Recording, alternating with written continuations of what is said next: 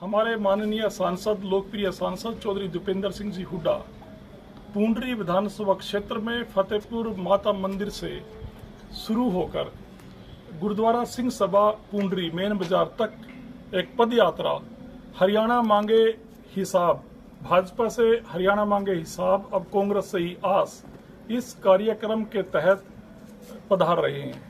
Congress party की इस पद यात्रा को, माननीय सांसद दीपेंद्र सिंह हुड्डा की इस पद यात्रा को कामयाब करने के लिए अब अपने साथियों, बुजुर्गों, नौजवान जो हमारे कांग्रेस पार्टी के वरिष्ठ कार्यकर्ता हैं यहाँ पर और जिनके स्कूल के प्रांगण में हम खड़े हुए हैं, रोशन लाल जी हैं, तो हमारे ब्लॉक के प्रेसिडेंट हैं प्रेम धीमान जी, बीसी सेल के ईश्वर जांगड़ा जी हैं और तमाम डुलानी गांव के जो मौजूद व्यक्ति खड़े हैं। एक एक व्यक्ति मौजूद है, ये कम से कम सैकड़ों साथियों का प्रतिनिधित्व करते हैं और आप लेट पहुंचे, काफी साथी चले गए।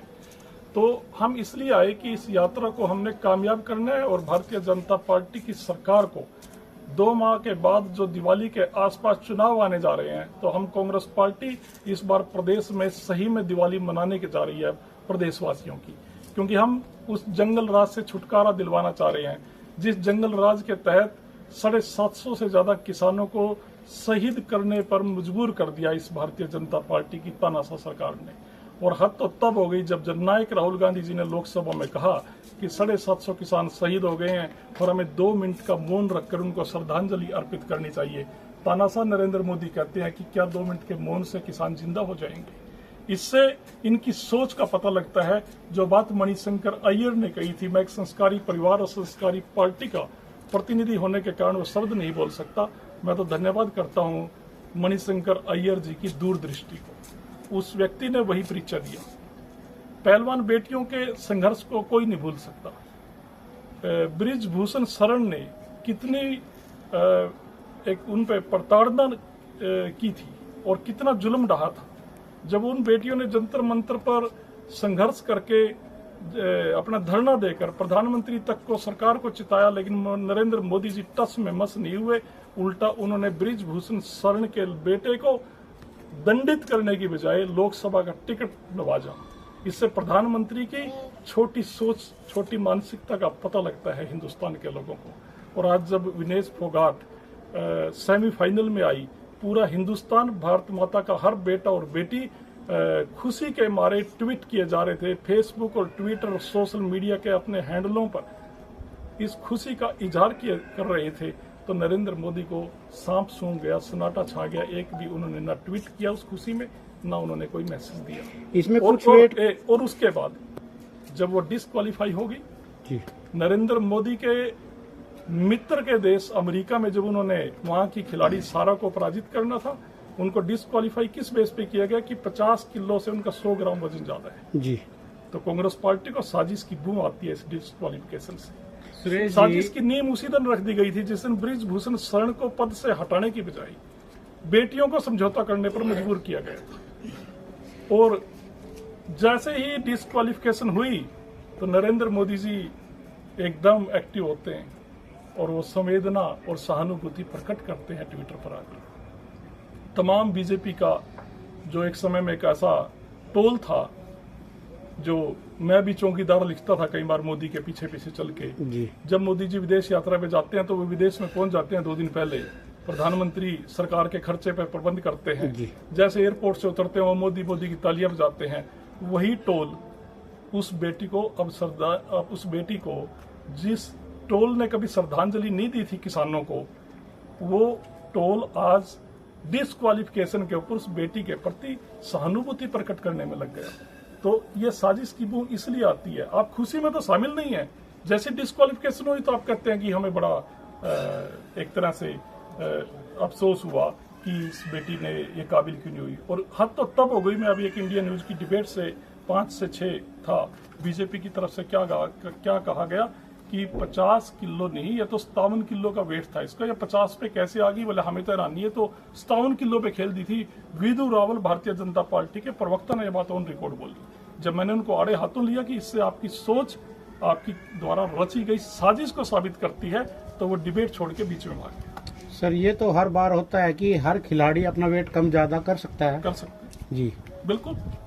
और तो जब आप सेमीफाइनल में अंडर 50 पे ही खेल रहे हैं। जी कल ही तो हमने खुशी मनाई पूरे भारत माता जी।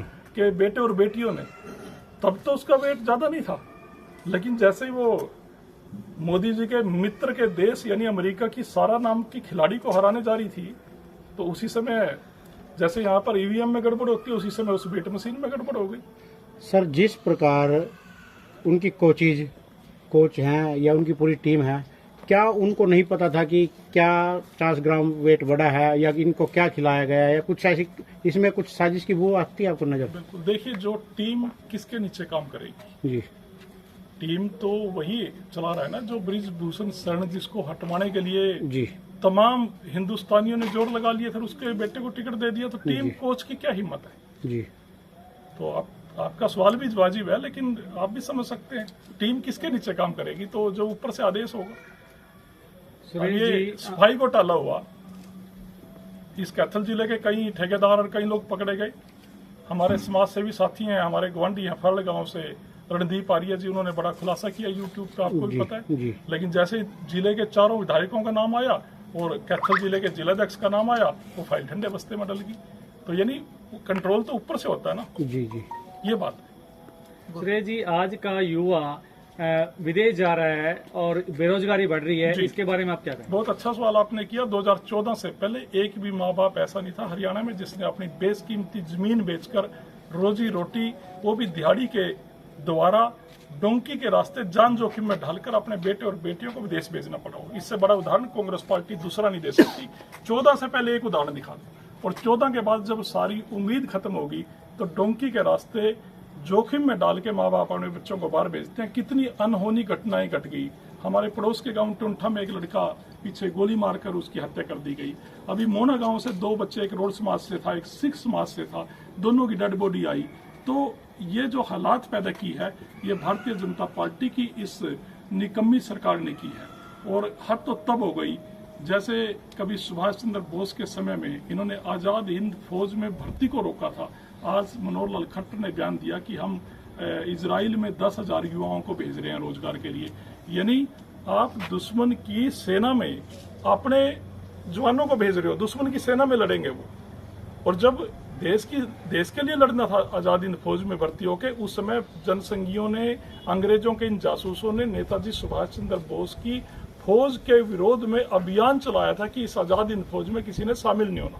और नेताजी ने, 1 मिनट की बात है, नेताजी ने उस समय ये कहा था बॉम्बे के 1939 के कांग्रेस पार्टी के अधिवेशन में कि गांधी और नेहरू को कि आप लोकतंत्र की जिद लगाते हैं गांधी जी, लेकिन मेरा मानना यह है कि देश में फौज का राज चाहिए 5 साल कम से कम। गांधी जी और नेहरू जी ने पूछा क्यों? उन्होंने कहा कि जो ये अंग्रेजों के जासूस मेरी आजाद हिंद फौज की भर्ती के भी खिलाफ खड़े हैं और अंग्रेजों की जासूसी करते हैं, इनके राजनीतिक कीटाणु मारने के लिए मुझे ऐसा कंट्रोल करना पड़ेगा, नहीं तो ये आजादी के 100 साल बाद भी देश को गुलामी की ओर ले जाएंगे। नेताजी सुभाष चंद्र बोस की भारतीय राष्ट्रीय कांग्रेस के अधिवेशन में 1939 में बॉम्बे में दी गई वो स्टेटमेंट, वो बयान आज भारतीय जनता पार्टी की मोदी खट्टर की सरकारों ने सत्य साबित कर दिया है। आज देश उसी दिशा में ये लेके जा रहे हैं। नेताजी की दूरदृष्टि को हर हिंदुस्तानी सलाम करता है। सुरेश जी, जिस प्रकार आज आप डिलियानी में चुनाव प्रचार के लिए पहुंचे हैं और देखा जा रहा है कि कांग्रेस में पुंडरी विधानसभा में लंबी लाइन लगी है टिकटार्थी की, और कहीं न कहीं जैसे अपने लोकसभा चुनाव में जैसे अभय चौटाला ने भी कहा कि जो हुड्डा जी हैं वो बीजेपी के साथ मिले हुए हैं, तो क्या कहना चाहेंगे कि इस बार भी जो विधानसभा चुनाव में जो यहाँ पर जैसे सर्वे होता है अपना, सर्वे के आधार पर टिकट मिलेगा या किस प्रकार? आपने 2 सवाल पूछे, एक तो लंबी लाइन का और एक हुड्डा साहब हुआ। जी, पहले कौन से का जवाब चाहिए आपको? हुड्डा साहब का देव जी, हुड्डा साहब वाला देते। जी, मेरी इच्छा वही थी।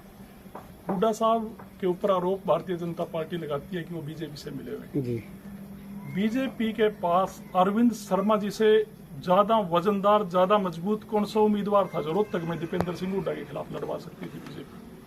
मौजूदा सांसद, एमपी से बड़ा मौजूदा सांसद से बड़ा सदस्य नहीं जी। था। अगर मिले होते तो वहां किसी अरे गहरे को टिकट देती ना बीजेपी। फिर जी, एमपी अरविंद शर्मा को टिकट दिया, जो करनाल से भी एमपी रहा, जो सोनीपत से भी एमपी रहा, जो रोहतक से भी एमपी रहा। बीजेपी ने अपने सबसे मजबूत आदमी को रोहतक में उतारा। इसका मतलब मिले हुए नहीं है, एक बात। जी, दूसरी बात बताता हूं, मिले हुए कौन है? मिले हुए वो लोग हैं जिन्होंने किसान आंदोलन के समय में इस्तीफा देकर शीर्षों में पहुंच गया अभय सिंह चौटाला। जी क्योंकि खट्टर साहब को उन दिनों फ्लोर टेस्ट होना था, 46 एमएलए चाहिए थे मुख्यमंत्री रहने के लिए। अभय सिंह ने जिसने रिजाइन दिया, 90 की जगह 89 एमएलए बच गए, और 89 के ऊपर 45 एमएलए ही काफी है मुख्यमंत्री बनाने के लिए। यानी खट्टर साहब को 46 की जगह 45 एमएलए की एक सुविधा प्रदान कर दी अभय सिंह ने इस्तीफा देके मुख्यमंत्री बने रहने के लिए खट्टर साहब के लिए। जी वो मिला हुआ था। दूसरी बात, जो व्यक्ति राज्यसभा की वोट की बारी आती है, शर्मा जी, राज्यसभा में वोट अभय सिंह चौटाला ने भारतीय जनता पार्टी को दी। 3 काले कानून यानी किसान आंदोलन के समय की बात बता रहा हूं, जी बीजेपी को वोट दी। और जब किसान आंदोलन के समय में 3 काले कानूनों के खिलाफ बोलने की बात आई, अभय सिंह चौटाला विधानसभा में सामना नहीं कर पाया, क्योंकि अगर वो सरकार के खिलाफ बोलता तो मोदी मारता, खट्टर मारता, और उसने इस्तीफा देके और छुट्टी करके घर आ गया अपने। तो इसका मतलब वो किसानों से मुंह छिपा रहा था। वहां अगर वहां असेंबली में ठीक नहीं बोलता, किसान नाराज होते, और बोलता तो मोदी नाराज होता, इस्तीफा देके घर आ गया। मैं आपसे पूछता हूँ, क्या लोग एमएलए और एमपी इसलिए चुनते हैं कि आप जब मुसीबत आएगी तो उल्टे आ जाना? जी फिर तो आम आदमी को एमएलए मंत्री बनने की जरूरत ही नहीं। विधानसभा आप छोड़ के आ गए तो आप में आम आदमी में क्या अंतर रह गया? ये वही अभय सिंह चौटाला है जो भारतीय जनता पार्टी के एजेंट का कार्य करता हुआ कुरुक्षेत्र लोकसभा में वोट कटुआ साबित होकर 75,000 वोट ले गया और हमारे इंडिया गठबंधन के प्रत्याशी सुशील गुप्ता जी को चुनाव हरवा दिया। दूसरा उदाहरण देता हूँ करनाल का।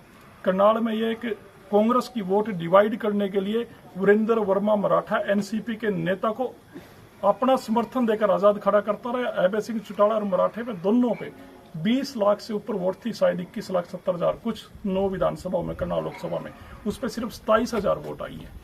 तो इससे ये साबित हो गया कि पब्लिक ने वोट कटवा पार्टियों को पूर्णतः नकार दिया लोकसभा चुनाव 2024 में। मैं आपको इस तरीके से भी इस बात को समझाना चाहता हूं। ये लोकसभा का चुनाव जो 2024 में हुआ, ये 2 विषयों के ऊपर हुआ, ये 2 धाराओं के ऊपर हुआ। एक धारा वो थी कि नरेंद्र मोदी को हटा के चलता करना और जननायक राहुल गांधी को सत्ता सौंपनी है, और दूसरे वो थे जो अंधभक्ति का चश्मा अभी भी लगाए हुए थे और नरेंद्र मोदी के लिए तालियां बजाते थे। तो सर मेरा रीजनल पार्टी को खत्म कर दिया इसने। मैं अक्सर टीवी डिबेटों में बोलता था 25 मई को मैं सुबह 7 बजे से टीवी चैनलों पे था, तो उन्होंने कहा कि ये लोकतंत्र का महापर्व कैसा लग रहा है कांग्रेस को। मैंने बेखूबी कहा कि ये लोकतंत्र का महापर्व तो है ही है 25 मई, ये एक और महत्व आज के दिन का। वो महत्व क्या है? मैंने कहा ये क्षेत्रीय पार्टियों का समापन समारोह यानी रिटायरमेंट पार्टी या विदाई समारोह भी साबित होगा। और मेरी बात सत्य निकली। सारे चैनलों के एंकरों ने बाद में डिबेट में बोला कि आपकी बात सत्य निकली, क्योंकि एक पे तो भतीजे पे 0.5% वोट आई, चाचे पे 2.5%। भारतीय चुनाव आयोग में मर्सी एप्लीकेशन लगा रखी है कि विधानसभा चुनाव तक चश्मे का निशान दे दो। हाथ जोड़े हैं चाचा श्री ने, फिर भतीजे ने भी, वो अपना मांग रहा है निशान, वो अपना मांग रहा है। हम विधानसभा चुनाव में 6% वोट लेके इस चुनाव को बचाने के लिए समर्थन जुटाएंगे। एक बात और बताता हूं जो आप पूछोगे, मेरे को पहले कवर कर देता हूं। बसपा से समझौते की बात करोगे, बसपा से समझौता एमएलए बनाने, मुख्यमंत्री बनने या सरकार बनाने के लिए नहीं हुआ जी। बसपा से समझौता वोटों की प्रतिशत बढ़ाकर अपना चश्मे का निशान बचाने के लिए हुआ है, जिसकी एप्लीकेशन चुनाव आयोग में लगा रखी है। क्योंकि बसपा के पास इतना वोट बैंक है, सारे साथी सहमत है भाई, चाहे वो 2% है उनका फिक्स वोट बैंक है, वो लेके चश्मे का निशान बचाने जा रहे हैं। तो यानी आपने जो हुड्डा साहब के बारे में बात पूछी, मैंने ये साबित कर दिया आपको फैक्ट्स के द्वारा कि बीजेपी का जो है एजेंट जो है वो अभय सिंह चौटाला है, वो अभय सिंह चौटाला है, वो जेजेपी का दुष्यंत चौटाला है, और कांग्रेस पार्टी नहीं है। और एक बात और देखिएगा, अभय सिंह और जेजेपी वाला ये दोनों मरे हुए सांप दोनों इस समय इन्होंने गले से निकाल दिए। अब वो कांग्रेस के पास भेज दिया। अभय चौटाला बार बार क्या करता था, एक पीड़ा थी, आप मीडिया के साथी हैं, कि हम तो इंडिया गठबंधन में शामिल होना चाहते हैं, हुड्डा साहब हमारे को शामिल नहीं कर रहे। भाई हुड्डा साहब प्रदेश के सबसे बड़े कद के नेता हैं और बड़े समझदार नेता हैं, बोलते कम है, सुनते ज्यादा है, समझते हैं। तो हुड्डा साहब को उसमें साजिश की बीमारी थी कि बीजेपी ने मरे सांप कांग्रेस के गले में डाल के हमारी वोट खराब करने का षड्यंत्र रच दिया। हमने कहा भाई हम तो दूर ठीक है, तुम अपना काम करो, चाहे तुम मुख्यमंत्री का चुनाव लड़ो चाहे राष्ट्रपति का, तुम्हारा काम तुम्हारे को साझे। तो सर जिस प्रकार कांग्रेस अपना अब की बार विधानसभा में जी बहुमत लाना चाहती है, तो इसमें क्या सर्वे करा के अपना जो भी जी, जी। हर विधानसभा दूसरे चुनाव साल लड़ना पर आ चाहिए? गया, आपने वही बात है। कांग्रेस पार्टी जात पात और धर्म की राजनीति कभी नहीं करती। जी मैं आपको बिल्कुल स्पष्ट बात बताता हूँ। पार्टी का आधिकारिक प्रवक्ता होने के नाते बता रहा है, मैं पुंडरी विधानसभा का प्रत्याशी होने के नाते नहीं बता रहा, क्योंकि जो मेरा पद है पार्टी में, मैं उस अनुसार बात कर रहा हूँ। जी कांग्रेस पार्टी में कोटा प्रथा राहुल गांधी जी ने कई साल से सती प्रथा की तरह बंद कर दी। आपने कभी आप देखी है कोई सती होती हुई? जी जी कोटा प्रथा बंद है। मेरिट पे टिकटों का वितरण होगा। जो व्यक्ति मेरिट पे होगा, मेरिट के अपने मापदंड हैं, कितनी सीनियरिटी है किसी की। कोई साथी 2019 के चुनाव से 2 महीने पहले पार्टी में आया, एक साथी जो है वो 1999 से 98 से काम कर रहा है पार्टी के लिए। कोई मतलब 5 साल के लिए राज्य में आ गया, एक्सीडेंटल विधायक था, बीच में छोड़ के चले गए, जैसे सुल्तान सिंह थे। तो हर तरीके की मेरिट बनाएगी पार्टी। और जहां तक मुझे आइडिया है, उदयपुर अधिवेशन हुआ था राजस्थान में पार्टी का, उसमें तय किया गया था कि 2 बार लगातार हारने वाले को कांग्रेस पार्टी टिकट नहीं देगी। जमानत जब जिसकी हो चुकी है, कांग्रेस पार्टी उसको टिकट नहीं देगी। और जब पार्टी के प्रति इम्तिहान देने की बात आती है और कोई व्यक्ति, कोई नेता अगर पार्टी की पीठ में छुरा घोंपता है, उदाहरण के तौर पर जब 2022 में किरण चौधरी जी ने अजय माकन कांग्रेस के वरिष्ठ नेता को राज्यसभा में जिताकर भेजने के बजाय एक वोट खराब करके उनको हराने का कार्य किया, बीजेपी की मदद की, तो किरण चौधरी जी को लोकसभा का टिकट भिवानी से इस बार पार्टी हाईकमान ने इसलिए नहीं दिया क्योंकि आपने पार्टी का बुरे समय में साथ छोड़ा। और कई साथी आरोप लगाते हैं जो हुड्डा साहब ने किरण चौधरी को टिकट नहीं लेने दिया। ये हुड्डा साहब ना तो टिकट बांटने वालों में थे और ना ही टिकट काटने वालों में थे। सुरेश जी, कई पार्टियों के अन्य नेता कांग्रेस पार्टी ज्वाइन कर रहे हैं और वो बोलते हैं कांग्रेस की जो टिकट है हमारी जेब में। तो उन नेताओं के बारे में आप क्या कहेंगे?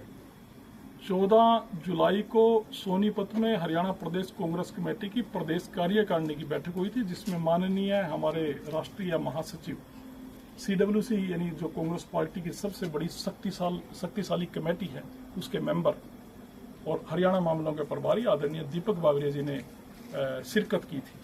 तो हमारे प्रभारी महोदय ने स्पष्ट किया था, जो लोग इधर से उधर आए हैं, तो ऐसे व्यक्तियों को कांग्रेस पार्टी में कोई स्थान नहीं है। जो पार्टी का निष्ठावान और समर्पित कार्यकर्ता और नेता होगा, पार्टी उसी को टिकट देगी, मेरिट के ऊपर टिकट देगी। सर, पुंडरी विधानसभा से लगातार 6 प्लानों से आजाद उम्मीदवार बनता रहा है। क्या पार्टी बीजेपी हो या कांग्रेस हो या इनेलो हो, कोई भी ऐसा कैंडिडेट नहीं दे पा रही कि वो पार्टी से यहाँ पर जीत के आए? देखिए, बड़ा आपने स्टीक सवाल पूछा और इसमें मेरा यही कहना है, आपसे पहले भी हम डिस्कस कर रहे थे बात, जनता की पुंडरी हलके के लोगों की गलती नहीं है इसमें। लोगों की उम्मीद के अनुसार लोग देखते हैं कि कौन व्यक्ति कितने सालों से काम कर रहा है, सबको पता होता है, और कौन व्यक्ति कितने समय से काम कर रहा है, कितने दमखम और निष्ठा और सच्ची लगन से काम कर रहा है। अगर कांग्रेस पार्टी ऐसे व्यक्ति को टिकट देगी तो हल्के की जनता सिर आंखों पर लेकर रिकॉर्ड तोड़ेगी। 1991 के बाद पहली बार 91 में चौधरी ईश्वर सिंह बने थे कांग्रेस पार्टी के टिकट पे, 96 से लगातार आजाद बनते आ रहे। इसमें मैं बिल्कुल पार्टी का प्रवक्ता होने के बावजूद भी कह रहा हूँ, इसमें पुंडरी हल्के की जनता की गलती कम है, कांग्रेस पार्टी की या दूसरी पार्टियों की गलती ऐसी है कि अगर हम सही व्यक्ति को टिकट नहीं दे पाए। कांग्रेस पार्टी आप पर दांव खेलती है तो पुंडरी में आगामी जो विधानसभा चुनाव है, जनता आपको चुन के भेजती है विधानसभा में, तो आप विकास कार्य क्या करवाएंगे? विकास कार्य, शिक्षा और स्वास्थ्य मेरी प्राथमिकता है। चौधरी ईश्वर सिंह ने अपने शासनकाल में, चौधरी भजावाल जी जब सीएम होते थे, पपनावा गांव में 25 एकड़ ग्राम पंचायत से दान में जमीन लेके अक्वायर करा के दे दी थी कि गवर्नमेंट पॉलिटेक्निक बनेगा। कांग्रेस पार्टी आपको टिकट क्यों दे? हाँ, उस पर भी आता हूँ। तो वो अधूरा पड़ा है। चौधरी बंसीलाल जी से भी पत्थर रखवाया। और जो सबसे बड़ी बात भ्रष्टाचार है। आज आप पेंशन बनवाने जाओ गरीब आदमी को, वो भी नहीं मिलता। हमारे यहाँ पर जवाबदेही और ट्रांसपेरेंसी, 2 ही शब्दों में मैं बात को समापन करता हूँ। जवाबदेही और पारदर्शिता रहेगी, क्योंकि मैं एक संगठन की राजनीति करता हूँ, पढ़ा लिखा इंसान हूँ। तो मेरे यहाँ पर मुझे कोई ना तो कोई कह दे भाई मेरा तो PA साइन करा गया, ना तो वो चलेगा, और ना ही मेरी, हम तो अपना काम हम बिजनेस में कर रहे हैं। हमारा पेट्रोल पंप है, इधर सारे साथी जानते हैं हमारा क्या कैरेक्टर है हमारा और क्या पार्टी के प्रति हमारी सोच है। तो मैं कोई, जो व्यक्ति 2097-98 से लगातार है, 2003 में मैं जिला महासचिव बना था कैथल का, 9 से मैं लगातार प्रवक्ता हूँ, तीसरी बार। तो मैं तो पार्टी का एक समर्पित सिपाही हूँ। तो मुझे पार्टी अगर टिकट देती है तो कांग्रेस पार्टी इस हल्के में कमजोर नहीं है। जो कांग्रेस के कार्यकर्ता मुझे जिताएंगे, और मैं इसका उदाहरण इस तरीके से देना चाहता हूं, कांग्रेस पार्टी ने चौधरी निर्मल सिंह जी को भी अच्छी वोट दी लोकसभा में, प्रेम भाई, और अभी भी जो गुप्ता जी हमारे लोकसभा के प्रत्याशी आए थे इंडिया गठबंधन के, पूंडरी हल्के से सिर्फ 11,000 से आप आम आदमी पार्टी या हमारा इंडिया गठबंधन आ रहा है। जबकि हमारे पड़ोसी राज्य है ना कैथल और कुरुक्षेत्र, जो बड़े नेता जहां हैं, सुरजेवाला जी, अशोक अरोड़ा जी, 20-20 हजार से आ रहे हैं दोनों। तो इससे क्या स्पष्ट हुआ, पूंडरी हल्के में कांग्रेस कार्यकर्ता चट्टान की तरह मजबूत है, कांग्रेस पार्टी मजबूत है। सिर्फ लोगों की जो कसौटी पे खरा उतर पाए, लोगों की उम्मीद वाले व्यक्ति को टिकट मिलनी चाहिए। कांग्रेस पार्टी यहां से 91 की तरह, ईश्वर सिंह की तरह जिता के देगी, और मुझे मौका मिलता है तो हम सरकार में बढ़िया प्रतिनिधित्व करेंगे। 91 से 96 वाला दौड़ ला के देंगे यहाँ पर। सुरेश जी, मेरा लास्ट सवाल आपसे रहेगा जी। आप पुंडरी विधानसभा से ही हो जी, और भले भांति जानते हो कि पुंडरी में किस प्रकार विकास हुआ है जी। तो विकास को कहाँ देखते हो?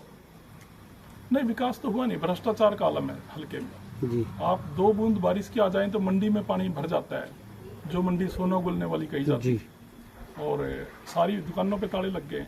लेकिन जो और मौजूदा विधायक है, आप ये भी देखो, एक जनहित का मुद्दा है जी। आप ट्योंठा से लेके या पीछे चले जाओ, शीना से आप पुंडरी तक जा नहीं सकते। आवारा सांड और गायें इतनी बैठी हैं, आवारा से सड़े पता नहीं कहाँ गए, जो गौ माता के गौशाला के बात करते थे। कितने एक्सीडेंट होते हैं रोज, कहीं जाने चली गई जी। तो ये यहाँ तो स्टेट हाईवे को विधायक खुलवा नहीं पाता। बने हुए जो हमारे टाइम के बने हुए रास्ते थे, उनमें भी सांड बैठे हैं। तो इससे ज्यादा बुरा काम क्या हो सकता है कि आदमी अपना कोई बीमार को लेके, कोई बुजुर्ग व्यक्ति, कोई बच्चा जा नहीं सकता सांड मार के। अभी कुरुक्षेत्र में घटना घटी है। तो जो व्यक्ति एक बनी बनाई सड़क के रास्ते को चालू नहीं रख सकता, उनको ना विधायक और ना सांसद रहने का अधिकार है। 1 मिनट, नया विकास की तो बात छोड़ो। हमारा तो टाइम आएगा, हम तो कभी यहाँ से पबनावा से लेकर सीधा पाई को होता हुआ असम तक का एक हाईवे और बनाएंगे, क्योंकि इधर अगर हमने जाना पड़े पानीपत साइड तो हमारे बहुत साथियों को दिक्कत होती है, इन गांवों पे अप्रोच नहीं है प्रॉपर। सुरेश जी, एक लास्ट सवाल आपसे है। पुंडरी की जनता एक अपने आप को बेसहारा महसूस करती है जिस समय कोई भी विधायक बनता है, कोई अमेरिका जाता है, कोई चंडीगढ़ जाता है, तो जनता जाए तो जाए कहाँ?